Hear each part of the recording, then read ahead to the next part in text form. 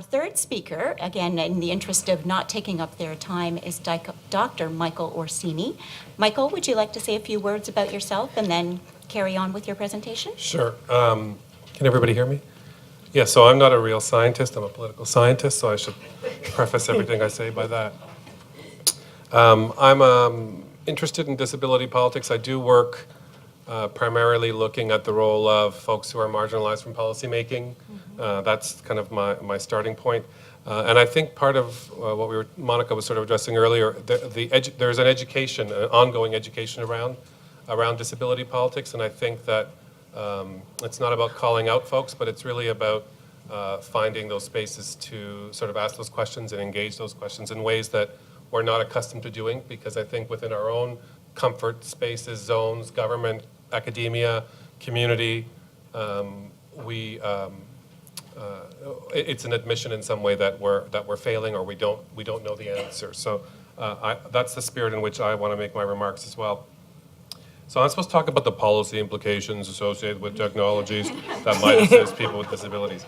What happens when these innovative technologies are not accessible to people with disabilities? Does it lead to an uneven distribution of benefits?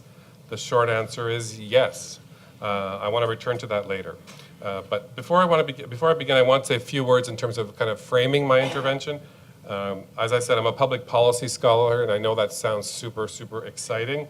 And I'm interested in sort of challenges that are difficult to disentangle because they are controversial or deeply contested. Disability is a really, really contested field. And so when I did work on autism, I talked about autistic people, and people got really pissed off and said you should use person-first language. And I know person-first language from doing some other work, but I was also convinced through interventions with and engagements with lots of folks that the language of using autistic as a descriptor was really important and powerful and empowering for folks who I engaged with. So I took up that language and still continue to piss off some people. But so I think that conversation, yeah. So I am concerned about the role of individuals who are considered marginal to policymaking, and by extension, the idea that these policy issues are kind of marginal as well. So it's hard enough to compete with elites, authorities, experts. So when we think about tools that can enable people's participation in politics, in society, in collective life, that's kind of the starting point for me. Michael Prince, a political scientist, used the term absent citizens to describe people with disabilities. And I think that's still, he wrote that a while ago, and I think that's still an apt term. Policies and interventions, technological innovations are enacted and mobilized in the name of people with disabilities, but without them. So I think we can say we've come a long way since the 1970s, and deinstitutionalization and all kinds of things, regressive policies and programs that kept disability hidden from public view, but it's also appropriate to say we have not come that far at all. There is still an absent presence of people with disabilities, and only a stubborn acceptance, I think, of people with disabilities as full citizens with all the benefits that come along with that. I hope it's clear that I really believe that how we collectively respond to challenges associated with living with disability is not a niche topic. Is not something that matters for people out there. Sometimes you hear that, how do we consult with folks? What do you want? What do you want? What are you looking for? What do you want? I think how we live with and deal with disability and the technological fixes that are summoned to respond to disability, inclusion, accessibility, are potent reminders of our humanity in the face of embodied difference. That sounds heavy, but it is. I think thinking about disability for me has been useful in asking questions that flip the question onto not folks who are with disabilities, but folks who are able-bodied. So first, the importance of lived experience is central to how we move forward in thinking about the role of technology, and Virginie has already sort of addressed this. Public policies don't emerge in a vacuum, and I think it's immoral to think about technology without asking people with disabilities what they imagine, what they desire. Desire is a word that comes up a lot in disability politics now. The idea of even desiring disability as something that, and so as an able-bodied, privileged white person here, I'm conscious of the importance of active listening to folks whose lives are affected by seemingly mundane public policies, and public policies can seem very mundane.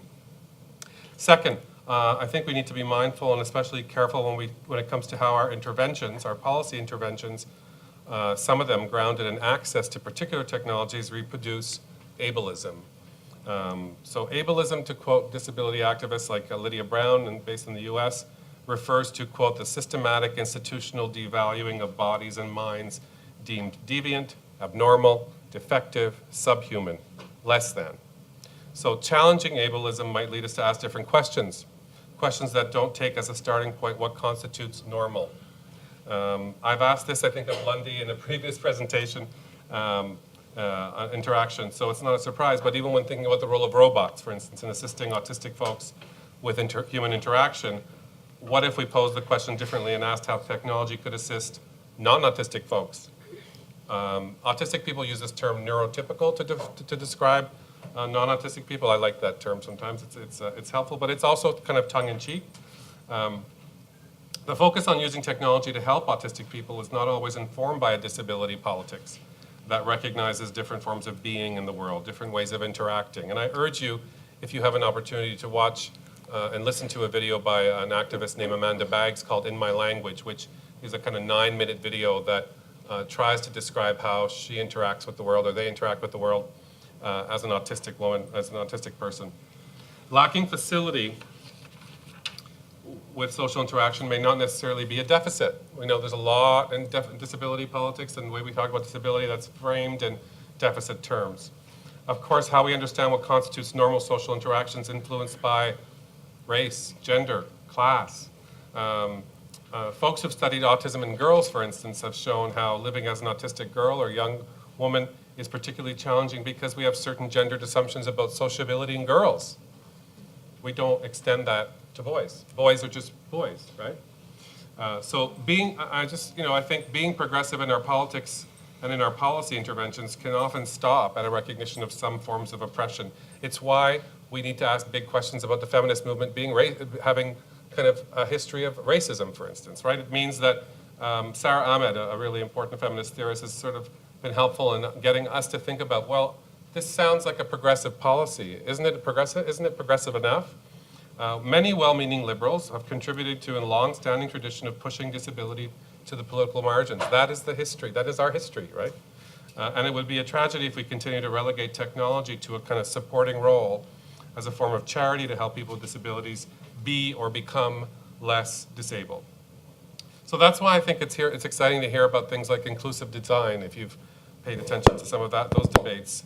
The idea that we start from the presumption that technologies are mobilized for inclusion, full stop, without necessarily targeting people with disabilities. Now, I don't want to say we don't want to target people with disabilities, but I think, think of curb cuts, on the streets. Those curb cuts help a lot of people. They help people who use wheelchairs and scooters, but they also help people who are pushing strollers with babies, right?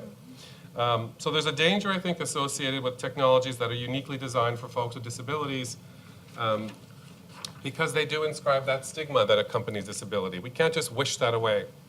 Other things are not so techy or technologically savvy. And disabilities, I'm doing some work on disability and art, and people talk about touch tours. I don't know if you've heard about this, but for art, for galleries and for theaters, where folks who are blind or partially sighted can actually experience a space before the actual performance and get acquainted with that space in a way. Whenever I sort of have a PowerPoint presentation, a lot of accessibility folks talk about descriptive describing the images that you're using. We never do this.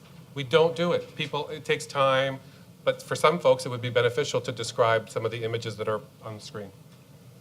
And socially responsible firms are sort of jumping on the bandwagon, of course, talking about accessibility and inclusive design. I think inclusive design, for me, is an interesting kind of way into sort of navigating this without necessarily reinscribing that stigma. I'm almost done. Third, I think there's a good reason for folks, and we haven't said this, but there's a really good reason for folks with disabilities to be suspicious of technology. What has been done in the name of technology has been particularly harmful to people who are disabled. There's, of course, a debate about cochlear implants that I'm sure folks are familiar with, that for some folks is a technology that ensures cohesion with the hearing world, but it's viewed by a lot of deaf activists as an attack on deaf culture. If you regard folks who are culturally deaf as members of a linguistic minority. And of course, in the world of reproductive technologies, there are concerns about pre-implantation genetic diagnosis, and its potential to screen out disability, prevent disability, as it were. So the bioethicist Jonathan Glover writes, consider the theoretical possibility of screening to ensure that only a disabled child would be conceived. This surely would be monstrous. And we think it would be monstrous because we do not believe it is just as good to be born with a disability. Yeah. So when we think about technologies, we're best to focus on access, issues of access, differential access, rather than, I think, more ableist ways of thinking about technological fixes or ways to make disabled people less disabled. I'm also struck by kind of just looking in preparation for this, the fact that lots of folks who, Canadians who live with disabilities, who report that they use at least 80% of folks identify using one aid or device to assist them with fully participating in society.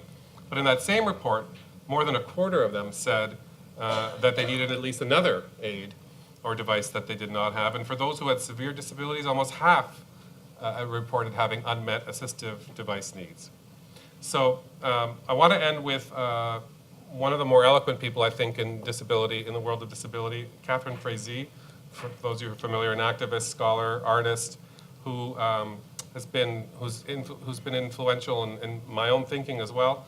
And a quote from her, she talks about the value of living with profound disabilities.